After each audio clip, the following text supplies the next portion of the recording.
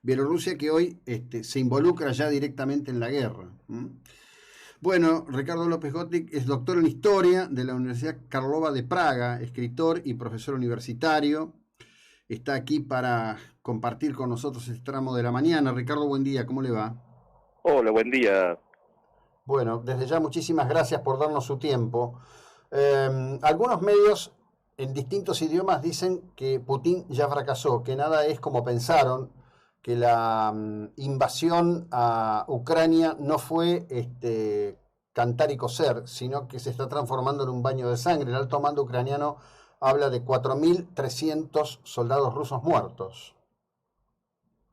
Bueno, realmente es difícil saber cuál es la expectativa de Putin, pero claramente hay un terreno en el que ha perdido ampliamente esta guerra, por lo menos en este quinto día de guerra, que es en torno a la opinión pública. Uh-huh. Como bien señalaba, incluso en Rusia hay manifestaciones, esto lo vamos a ver en las grandes ciudades como Moscú, como San Petersburgo, que es donde más resistencia ha tenido el presidente Vladimir Putin hasta ahora. Ahí es donde se concentra mayormente la oposición. No así en el resto del país. Tengamos en cuenta que hay una gran dispersión demográfica. Rusia es un país que tiene una superficie como la de Plutón. Es muy interesante señalar eso, pero que solo tiene 150 millones de habitantes. Es decir, es un país muy despoblado y con una distribución muy desigual. Pero también ha perdido el apoyo de la poca opinión pública que podía tener a su favor en Europa, en Estados Unidos, en gran parte del mundo, y es muy significativo cómo es que hay países que venían observando una neutralidad activa en torno al conflicto y que hoy se están ubicando junto a Ucrania. Me refiero a los países nórdicos, me refiero a países que raramente se hubieran involucrado, como Corea del Sur, como Australia. Es decir, hay muchos que han cambiado su posición e incluso el gobierno de la República Federal Alemana, el canciller Scholz, en los últimos días ha dado un giro importantísimo en la política exterior alemana, que es la de apoyar activamente a Ucrania en cuanto a su defensa e incluso comprometerse a incrementar el presupuesto militar, algo que venían postergando desde hacía décadas. Ahora, hay una corriente de historiadores que dice que el siglo XX en realidad comenzó en 1914 con el inicio de la Primera Guerra Mundial. Me da la impresión de que el siglo XXI está comenzando ahora con esta crisis que puede terminar con los escombros que quedaron del siglo XX. Me refiero esto a la idea imperial del poder soviético, que fue una continuidad de la idea imperial zarista, ¿no? Sí, exactamente. Hay una continuidad en las cuestiones geopolíticas desde el Imperio Ruso a la Unión Soviética. Eso está bastante claro y sobre todo con Stalin quedó en bastante evidencia. Realmente es muy difícil evaluar la importancia que esto va a tener porque nosotros somos absolutamente contemporáneos al conflicto, con lo cual no sabemos qué va a pasar ni siquiera en las próximas horas. Claro. Pero sí, para mí hay algo muy significativo y es que a mi criterio, y esto es un juicio absolutamente personal, a esta campaña militar de invasión rusa le están sobrando varios días ya. Claro. Todos suponíamos que iba a ser eventualmente una campaña militar rápida, es decir, en 48 horas, eso hubiera generado un impacto tremendo. Está claro que Putin no le interesa el derecho internacional, no le interesa ningún tipo de normativa, es un realista puro en ese sentido, basado absolutamente en el poder de la fuerza, pero que no ha logrado, por ejemplo, la toma de grandes ciudades, ¿no? El hecho de que Kharkov, que fue retomada por los ucranianos, esto demuestra que hay algún grado de improvisación o de desvalorización de lo que era el ejército ucraniano y sobre toda la población ucraniana que ha tomado una parte activa en la defensa. Sí, anoche Netflix subió un documental muy interesante que muestra lo que fue en su momento la batalla del Maidán, ¿no? digamos en líneas generales que la batalla del Maidán es conocida como la resistencia del pueblo ucraniano a un gobierno hipercorrupto, que llevó muchos días de dolor y de sangre en pleno invierno. El invierno de esas regiones es un invierno Un increíble, invierno importante. importante, sí, importante. Y yo ya lo había visto en su momento, anoche me quedé un rato viéndolo más y digo, me parece que nadie los midió estos tipos, ¿no? Y con lo que usted decía de Kharkov, lo más interesante es que esa población es de habla rusa. Claro, hay algo muy importante a tener en cuenta, y es el tema de la población de habla rusa.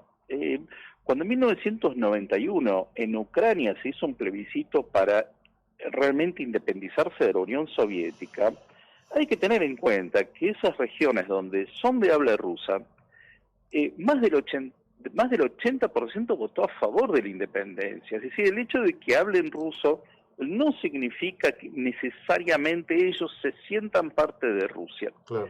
Ahora bien, el gobierno de Rusia sí se ha adjudicado a sí mismo la defensa de los rusos étnicos. Uh-huh. Es decir, no solo en Ucrania, sino también en los países bálticos, en Kazajstán, en toda Asia Central, en el Cáucaso. Esto es básicamente volver a la doctrina alemana del siglo XX, anterior a la Segunda Guerra Mundial, que se consideraba a sí misma la defensora de los alemanes étnicos que podía haber en el mundo. ¿Sí? Es la misma doctrina. Y esto es muy preocupante porque acá hay que tener en cuenta que, por ejemplo, el tema de Crimea, que fue invadida en el 2014 y anexada a Rusia, hay quienes dicen, bueno, hablan ruso, ¿no? Entonces son étnicamente rusos. Pero esa población fue implantada después de la Segunda Guerra Mundial. Claro.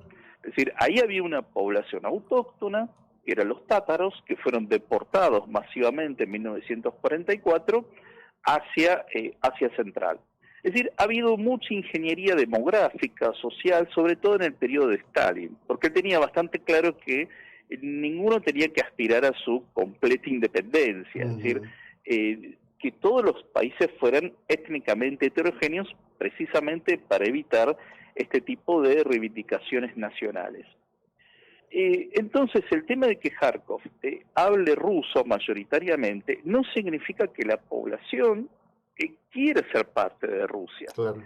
El tema es que, como bien señalaba, lo que ocurre en Maidán justamente es que al entonces presidente Yanukovych hubo manifestaciones para que saliera del poder porque era absolutamente utilitario para los fines de Rusia. Y acá hay otro país que no estamos teniendo en cuenta en todo este esquema, que es Bielorrusia, que Bielorrusia de facto es un país ocupado por Rusia desde el año 2020. Es decir, se calcula que hay 30.000 soldados rusos apostados en Bielorrusia, de un país que tiene menos de 50.000 soldados propios, y hoy tiene 30.000 soldados rusos en su territorio, con lo cual en realidad se ha convertido en un estado vasallo desde el año 2020, ¿no? Entonces, estas negociaciones que ahora se van a dar en la frontera de Bielorrusia y Ucrania, en realidad hay que tener mucha cautela y no tener ninguna esperanza al respecto, porque es simplemente para dilatar. Si me permite, creo que en definitiva Zelensky debe haber aceptado en la idea de decir, bueno, no les vamos a dar el barato que digan que no quisimos negociar. Estimo por el grado de realismo que viene expresando el presidente ucraniano, que tiene claro. Ahora, usted sabe que mientras conversamos nosotros, yo estoy, entre otros, siguiendo Televisión Española, que tiene gente en directo en los lugares que importan, y no solo están mostrando la cantidad de material ruso destruido, lo cual a mí me viene llevando hace 2 días en conversaciones con algunos amigos que escriben sobre temas militares en Twitter. Yo trato de no polemizar. Yo veo material muy viejo, no veo material de última generación, veo tanques del tipo Tu-72, eso por un lado. Y por otro lado, bueno, recién se han sentado las partes a la mesa, ya están sentadas las partes a la mesa allí en Bielorrusia. Veremos en el transcurso del día, pero coincido con usted en que no se puede tener ninguna expectativa, porque cualquier cuestión que fuere favorable al interés de Ucrania es una derrota de Putin, y todavía no está en el punto de entender que puede tener que absorber una derrota, ¿no? Sí, yo creo que es demasiado pronto para considerar una derrota. La lógica rusa nunca va a ser la de retirarse, va a tratar de mantenerse todo el tiempo posible, pero sí hay una derrota significativa en términos de la Sí. opinión pública. Es muy importante esto porque ningún país puede sostener una guerra sin un apoyo, primero dentro de su propio país, ¿no? Claro. Y realmente es difícil evaluar en este momento cuál es el grado de apoyo que pueda tener. Vamos a ver qué consecuencias tienen las sanciones económicas a Rusia. Esto puede ser también muy determinante, pero claramente aquellos que son prorrusos en el mundo, que los hay y que de hecho Putin ha alimentado económicamente a muchos partidos Ujú. políticos, sobre todo en Europa, en estos últimos años. Bueno, realmente es muy importante que haya un grado importante de adhesión a la postura de Ucrania, que es claramente una víctima en este conflicto. Es un Obviamente. conflicto completamente asimétrico. Ujú.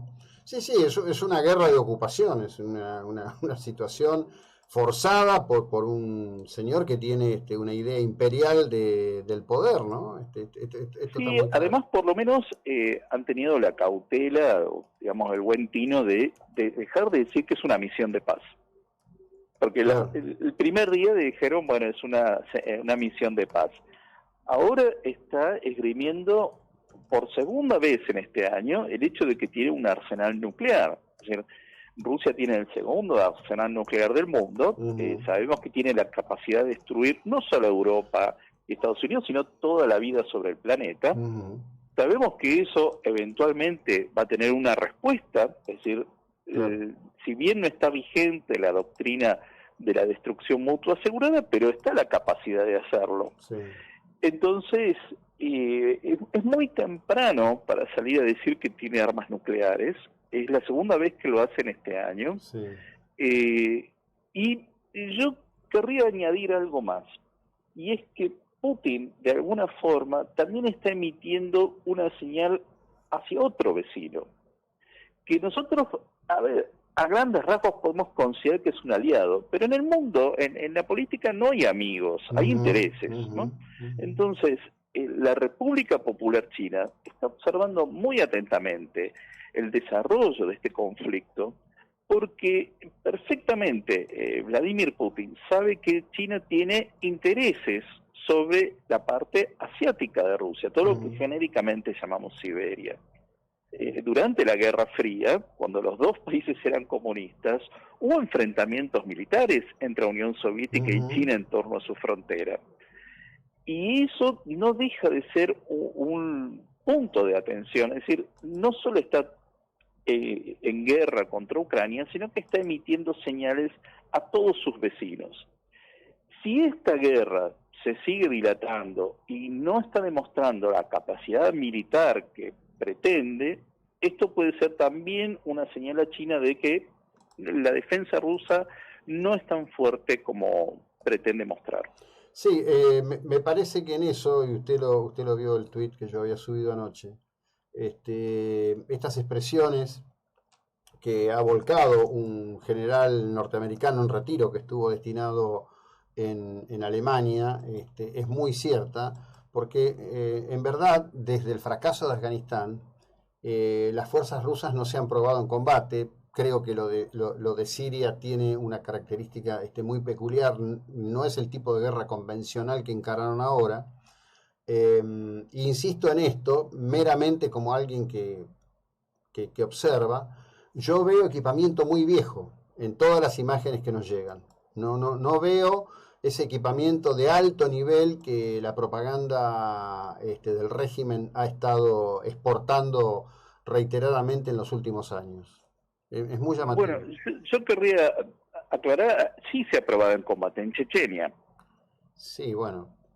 claro, una guerra no convencional, pero sí se ha probado en combate y que claramente no estaba enfrentando un ejército convencional. Uh -huh. Sí, pero a ver, usaron políticas de destrucción masiva, digamos. Totalmente, sí, es otro tipo de guerra. Es otro tipo de guerra y acá la limitante que tienen, me parece que lo ponía muy bien Thomas Friedman en un artículo del New York Times el sábado pasado, es la tecnología. Es decir, está todo en vivo y en directo. Es muy difícil decir que van a liberar un pueblo y destruyen todo a su paso matando a lo que se les ocurre. Y además porque la guerra de Chechenia, seamos claros, todo el planeta la miró de lejos.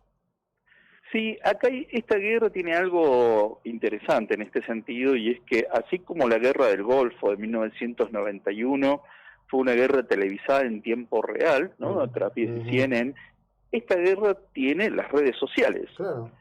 Con lo cual, en TikTok, en Facebook, en Twitter, se están mostrando imágenes en tiempo real por parte de los ciudadanos comunes, de lo que está ocurriendo, y esto, claro, esto es lo que genera un gran impacto en la opinión pública. No, sin ninguna duda. Ricardo, le agradezco enormemente el tiempo y la dedicación que nos ha brindado, que tenga una buena jornada, muy amable.